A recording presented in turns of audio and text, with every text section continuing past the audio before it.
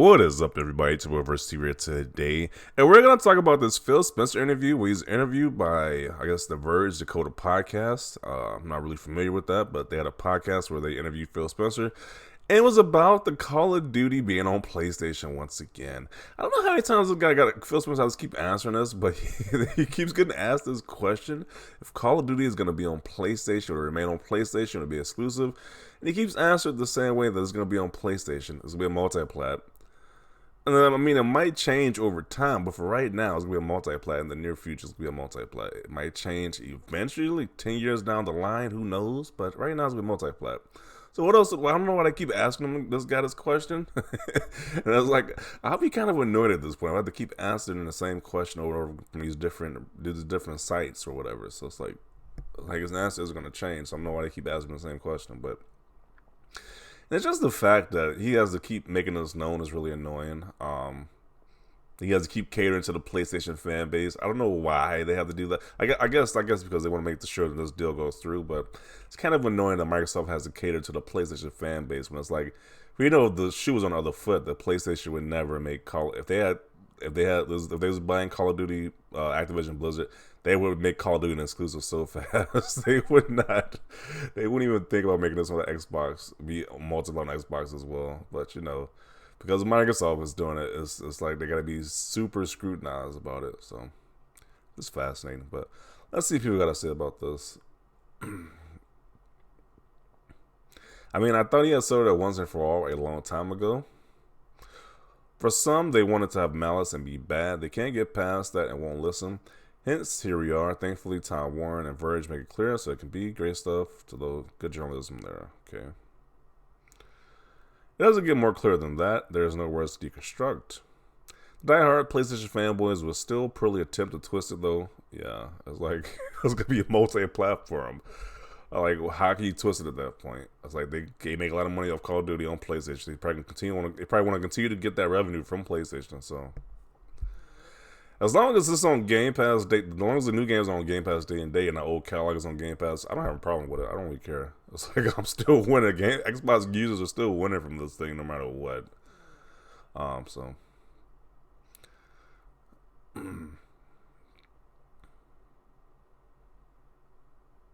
He settled the debate numerous times, but he keeps getting asked it, which is just weird.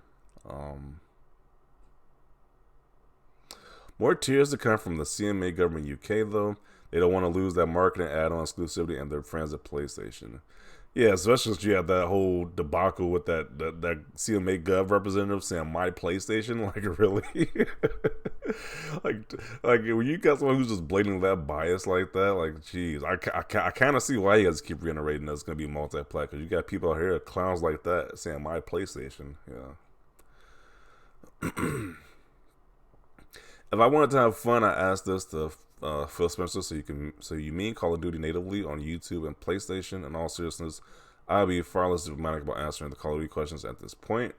Phil should have to hold their frustration and shows to get an award. Yeah, I think the average person would probably lose it at that point. But yeah, to keep getting asked the same question over and over again, I'd probably lose it. But this guy, he's definitely a trooper. If Call of Duty becomes owned by Microsoft, keep buying the games. Microsoft doesn't want to take away the game from you. Pay it for like you've been and become a great supporter of Microsoft. Not a bad thing when you think about it. Phil in this video was like, "How many times do we need to teach you this lesson, old man?" Okay.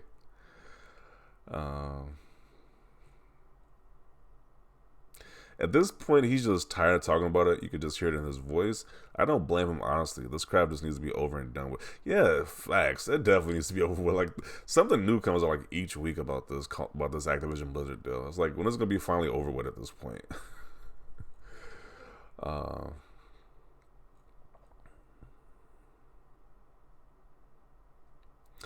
This is not at all settled. Why do people keep insisting this? He's always used intentional conditional language that entirely couched around Sony accepting their conditions. Okay. Phil Spencer and Jim Ryan should settle in chivalry. Winner takes Call of Duty. Well, there you go. Also, I was told by many fanboys that a company couldn't write these longer contracts.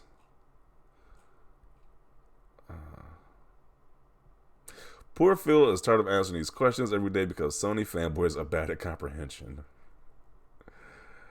Yeah, for the Sony fan base who says that they only need these first party games to survive, that's like, I don't understand why they're so triggered about Call of Duty though. I understand because it makes a lot of money, but still, it's like they're real butthurt that Call of Duty could possibly be Xbox exclusive. I was like, I mean, I don't even care. I mean, just keep it exclusive, keep it multi-plat. It's like Xbox, like I said, Xbox games are still winning from this deal going through. So,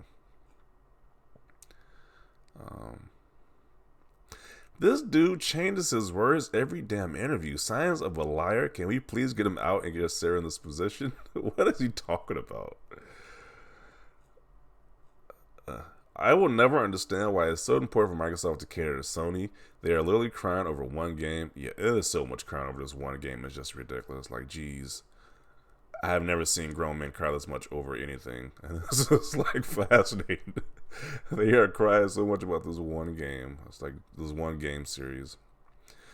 One game, a company that built its fan base by welling off content from other competitors. Yeah, because Sony always has those exclusivity deals, but, you know, they're so mad that this game could possibly be owned by Microsoft. Microsoft shouldn't be forced on Sony's terms. I was told their first-party games carry, though. I was told that, too, that their first-party games were enough, but obviously not.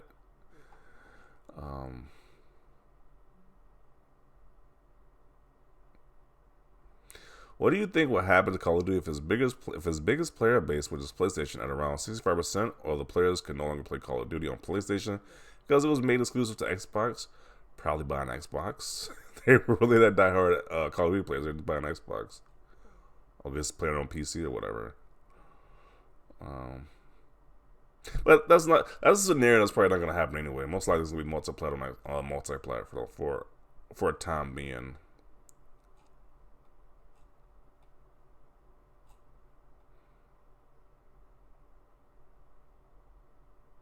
Let me get this clear. Sony knows they will get Call of Duty anyways. They are crying to see maybe just because they don't want Call of Duty on Xbox Game Pass at all.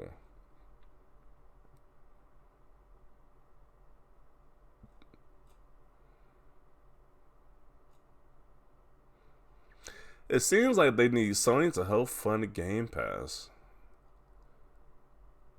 I mean, is that a bad thing? It's like, okay, Sony guys are paying full price for Call of Duty, while Xbox gamers are getting day and day. Like, is that a bad thing? I don't know. It doesn't really seem like a bad thing to Xbox gamers. I don't know. Unless they got like some type of stupid clause where they can't put Call of Duty on Game Pass, and that's gonna be problematic.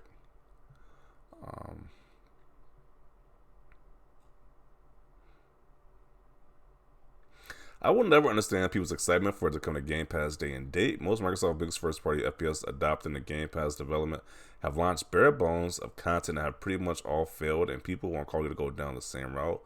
What games have failed? What is he talking about? Most he can like try to grasp at is Halo, and that game is thriving right now. So what is he talking about?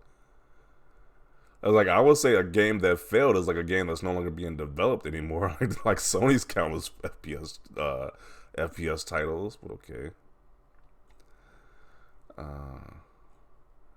If you think Sony is walking off content, then you'd be in shock at the backroom antics of Microsoft.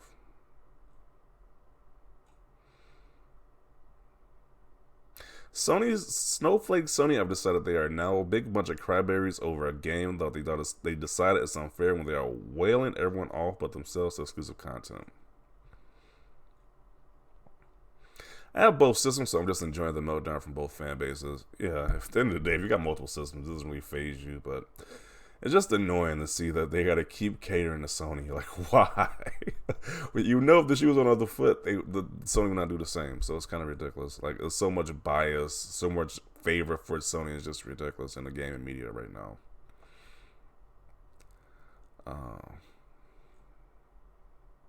Phil is just getting bored of these questions. Yeah, I don't blame him at this point. But yeah, I'm gonna conclude it right here. Hopefully, the next interview we see from Phil Spencer, he isn't getting asked the same question over and over again about this Call of Duty situation. It's like, just make it. Why don't you just approve this already? Like, this is kind of annoying. Like, we got to keep hearing the same regurgitated nonsense. It's like let it be approved already, so Microsoft can actually acquire Activision Blizzard at this point, so we can see what's actually next instead of this whole like I don't know. There's just nonsense about people complaining. It's just so ridiculous how butthurt they are over this one game. It's just insane. So I don't know. I'm gonna conclude it right here. Definitely want to see your thoughts down below. Leave a like this video. And as always, thanks for watching, and peace.